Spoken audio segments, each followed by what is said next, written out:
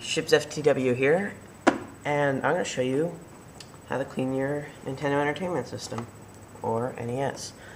So a lot of times, sometimes people will get an NES, and they'll put the game in, and you get the flashy screen and the blinking light on your Nintendo.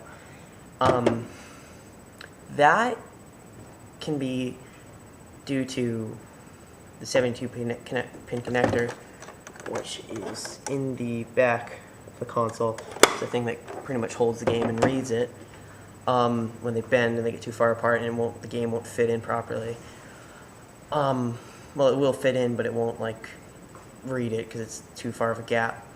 So you need to buy a new one, and there's videos on showing how to replace it. It's pretty straightforward, as long as you have to be kind of gentle with it, but it's pretty straightforward. You can find videos on that online. So a lot of times people get an NES and they put the game in, and it won't usually work the first time. And they'll have to blow on it, put it back in, and then do that like 10 times, and then they get it to work. So what I recommend doing is, if you just got an NES, clean your games first. And how you do that is you get some of the good old isopropyl alcohol. This is 91%. You could use like a few different things. You can use water. Don't really recommend that, but you could if you wanted to. Windex is another one you can use. Yeah, alcohol, rubbing alcohol, not drinking alcohol. So you take your cartridge, and you gotta clean in there.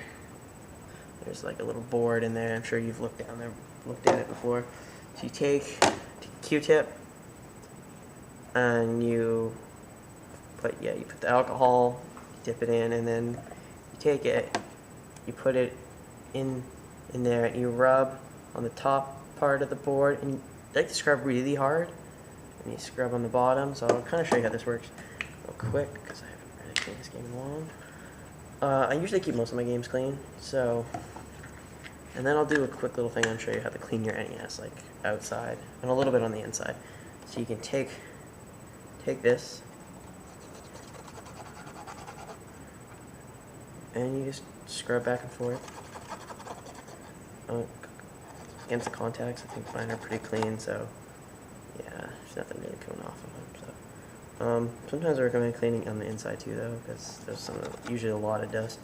You just picked it up, and people just leave it in there like addicts for years, and it collects dust and whatnot. Yeah, there's like nothing on there, pretty much. And you can just use the dry side. So you only get one side wet, and then the other side stays dry. You just brush the wrong contacts. And you can do the same thing with Windex. There, I got a little bit off that time. This removes some corrosion and like whatever's in there. Yeah, mine are usually pretty clean and shiny. And if you really care about how the game looks, you can also clean it on the outside, which I like to do.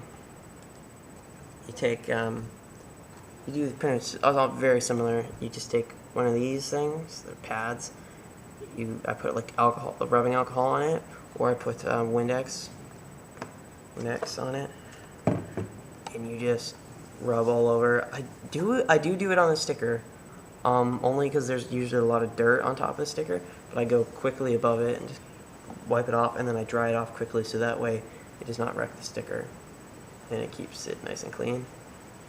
And then you can do it on the back, and you do it, like, sometimes like I've found games that they have like sticky stuff all over it. It's not from stickers either, it's like juice or something. So that's kind of the thing to do. But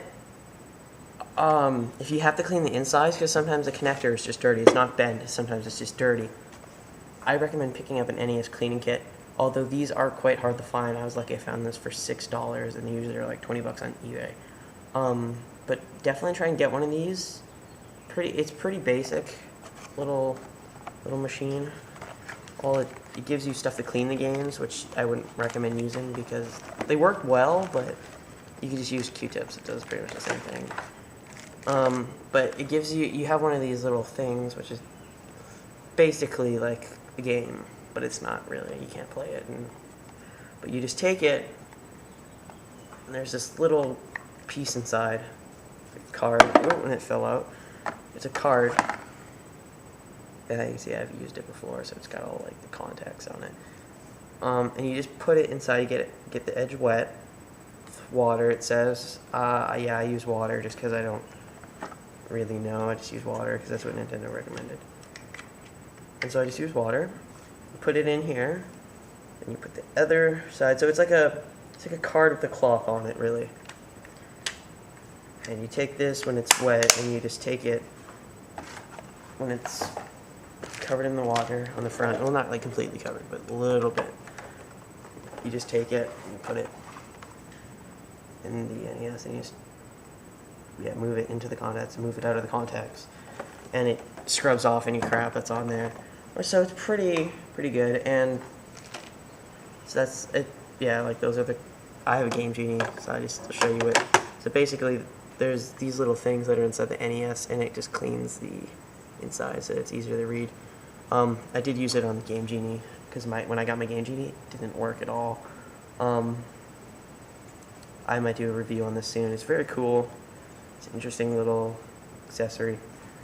I'll probably do a video on it. I had to wait until I get like a camera that I can use, which I have a whole bunch, but they're not mine, so I'll just have to wait until that happens.